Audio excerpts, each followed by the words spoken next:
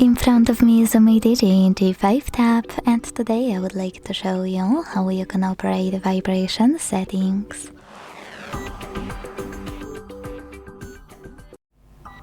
Begin by opening Devices Settings and scrolling down to click on Sound and Vibration.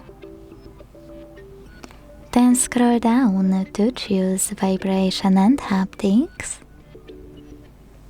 and use the switcher next to Use Vibration and Haptics to turn them on or off.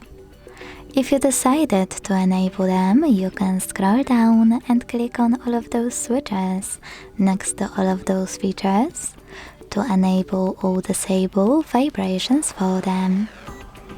Then go back, scroll all the way down and tap on those two switches next to charging sounds and vibration, and always show icon when in vibrate mode to manage those two as well.